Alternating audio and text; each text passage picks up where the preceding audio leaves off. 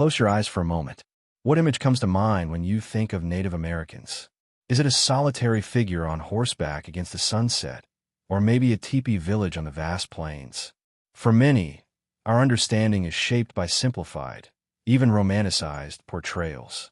But what was life truly like for the hundreds of distinct indigenous nations who thrived across this continent for thousands of years before European contact? It was a world of incredible ingenuity, profound community, and a deep, interconnected relationship with the land. Today, we're embarking on a journey to peel back those layers, to explore the rich, vibrant tapestry of their daily lives, and answer the question, what did Native Americans really do all day?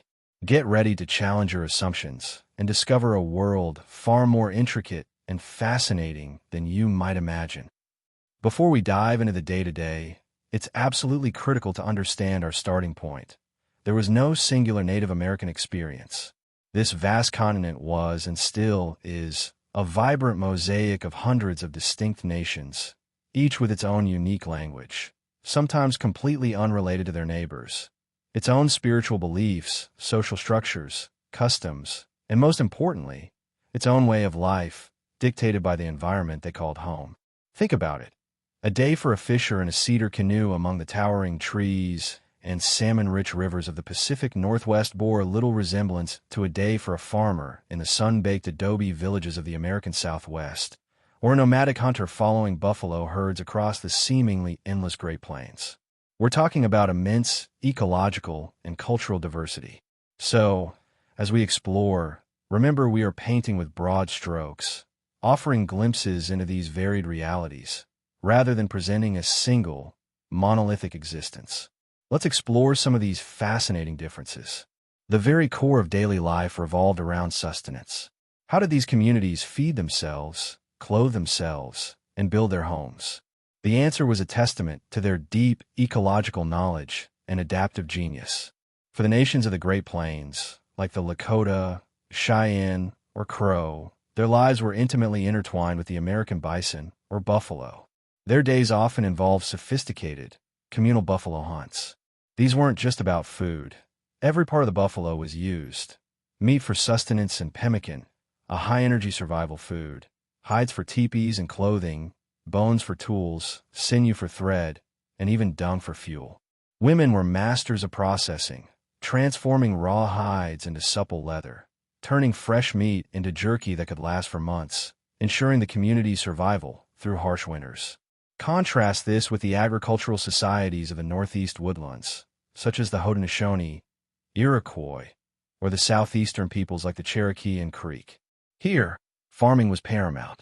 Their days were spent cultivating fields using ingenious techniques like Three Sisters gardening, planting corn, beans, and squash together in a symbiotic relationship. Men often cleared the land, while women managed the planting, weeding, and harvesting. Their deep understanding of seasons and soil allowed them to generate surplus, stored in underground caches, providing stability and allowing for larger, more permanent settlements like longhouses and mound cities. Along the abundant Pacific Northwest coast, from the Kwakwaka'wakw to the New Chenulth, the ocean was their pantry. Their days involved epic salmon runs, where millions of fish were harvested using intricate weirs and nets, then smoked or dried for preservation. They hunted whales and seals from massive, expertly carved cedar canoes. Their lives were dictated by the tides and the migratory patterns of marine life, demonstrating an unparalleled knowledge of the sea. And in the arid Southwest, groups like the Hopi and Zuni developed incredible dry farming techniques, growing corn, beans, and squash in a challenging desert environment, often building elaborate irrigation systems and constructing multi-story adobe pueblos that served as both homes and fortresses against the elements. Beyond providing food and shelter, daily life was a constant process of creation. Almost everything a Native American individual used, from their clothing and cooking utensils to their hunting tools and spiritual objects, was handcrafted, often with astonishing skill and artistry. This wasn't just about necessity. It was about culture, identity, and an intimate understanding of their natural environment. Imagine a day for a woman in the Great Basin or California. She might spend hours meticulously gathering specific plant fibers. Then, with incredible patience and skill, weave them into watertight baskets capable of holding water, cooking food with hot stones, or gathering tiny seeds. The patterns weren't just decorative. They often held cultural meanings and stories. In the Southwest, potters would spend days collecting specific clays, painstakingly shaping vessels of all sizes, from small bowls to massive storage jars, then decorating them with geometric patterns or animal motifs derived from their worldview, before firing them in outdoor pits. These weren't just containers. They were functional art, integral to daily life and ceremony. Woodland nations were legendary for their mastery of birch bark, crafting incredibly lightweight and sturdy canoes that could navigate vast networks of rivers and lakes, vital for travel and trade. They also excelled in intricate beadwork, porcupine quill embroidery, and the creation of wampum belts, which served not only as currency, but also as records of treaties, histories, and important events. Each stitch, each quill, told story. And for men across many nations, flint knapping was a vital and highly respected skill. Taking a raw stone, they would strike off flakes with precise force and aim, transforming it into razor-sharp arrowheads, spear points, knives, and scrapers. This wasn't brute force. It was a delicate art requiring an incredible understanding of geology and physics, where every tool was a testament to their ingenuity and survival. While individual and communal tasks filled much of the day, a vital, often unseen, aspect of Native American daily life revolved around complex social structures, intricate governance, and extensive networks of exchange. These weren't chaotic societies. They were highly organized, with sophisticated systems to maintain order, resolve disputes, and ensure prosperity. For many nations, daily interactions were guided by kinship systems that defined roles, responsibilities, and relationships within a family, clan, or tribe. These systems provided a deep sense of belonging and mutual support, where everyone knew their place and duties. Leadership wasn't always hereditary. It was often earned through wisdom, bravery, generosity, or spiritual insight. Daily decisions, from when to move a camp to how to manage resources, were made through communal discussion and consensus building, demonstrating deeply democratic principles long before European influence. Governance structures varied widely, from the smaller, band-level organizations of nomadic hunter-gatherers to the highly formalized confederacies of agricultural nations, like the famed Haudenosaunee Confederacy. Imagine daily life within a community where councils of elders or clan mothers held significant authority, guiding the actions of the people and ensuring the well-being of future generations. These weren't just occasional meetings. They were integral to the daily flow of justice, resource management, and intertribal relations. And despite often being portrayed as isolated, Native American nations engaged in vast and sophisticated trade networks that crisscrossed the entire continent. Daily life for many involved participating in these exchanges, whether preparing goods for trade or interacting with visitors from distant lands. Items like obsidian for tools, copper for ornaments, seashells for wampum, and specific furs or foods traveled thousands of miles. These trade routes weren't just economic pathways. They were also vital conduits for sharing ideas, technologies, and cultural practices, enriching the daily lives and knowledge of countless communities. Women held powerful, respected roles in many Native American societies. Their work wasn't confined to the home. It shaped the very foundation of tribal life.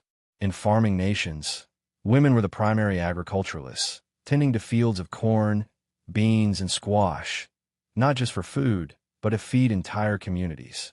They raised children, taught traditions, and preserved stories that carried cultural memory through generations. But their roles went far beyond nurturing. In matrilineal cultures like the Haudenosaunee Confederacy, clan identity passed through the mother. Women held the power to choose or remove chiefs, a level of political authority rarely seen elsewhere at the time. They were healers, leaders, and spiritual anchors. Clan mothers advised councils, settled disputes, and ensured decisions were made with future generations in mind. Across the continent, Native women embodied strength, wisdom, and continuity, the quiet architects of a thriving society. For Native American children, every day was a chance to learn, not in classrooms, but through living. From the moment they could walk, they were surrounded by teachers, their parents, grandparents, siblings, and the land itself. Children learned by watching and doing. A boy might follow his father on a hunt, learning patience and silence.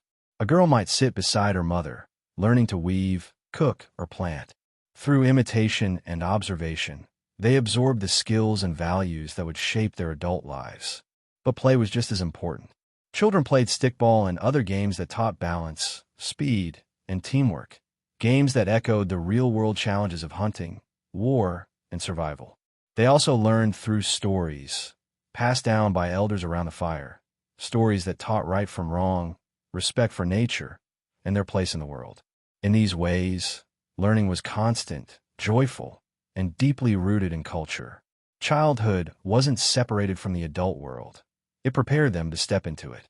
For Native peoples, health wasn't just about treating the body.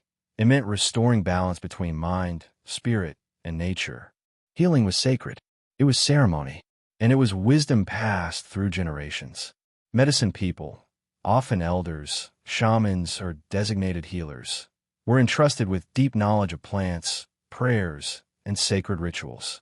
They knew how to use sage, sweetgrass, cedar, and willow not only as remedies, but as conduits of spiritual power. A healing ceremony might involve smudging with smoke, chanting songs, or invoking the spirits of ancestors. Illness wasn't simply physical. It could stem from disharmony in the community, the soul, or even with nature itself. This holistic approach didn't separate health from culture. They were the same. And despite centuries of suppression, these traditional medicines continue to survive and evolve, offering ancient paths to wellness in today's world.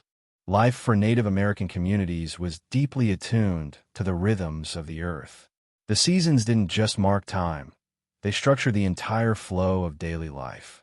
In spring, communities planted crops, fished spawning rivers, and held renewal ceremonies. Summer was a time of abundance, hunting, gathering, trading, and celebration. Autumn brought harvests and preparation for the cold. Winter, often the quietest time, was sacred, when stories were told, tools were crafted, and people rested close to their hearths. For nomadic groups like the Plains Nations, the changing seasons meant following the migration of buffalo herds or moving camps to find shelter and fresh resources. For agricultural peoples, it meant rotating land and aligning rituals with celestial cycles. There were no clocks, only the stars, the snow, the wind, and the call of birds. Each season carried its own responsibilities, its own songs, its own lessons, and the people moved with them, not against them. In Native American life, art was everywhere, not as decoration, but as communication. Every bead, carving, and color had meaning. Art wasn't made to hang on walls. It was worn, lived with, and passed down. Beadwork told tribal stories and encoded spiritual meaning. Pottery carried family designs, shaped to store food or to honor the earth. Carvings on totem poles, pipes, or masks weren't random. They were identities, ancestors, warnings, and blessings. Colors were sacred. Red for life, black for the spirit world, white for peace. Songs and dances were also a form of artistic expression, keeping stories alive without writing, through rhythm, movement, and breath. Through art, Native peoples passed down knowledge, remembered battles, marked time, and connected to spirit.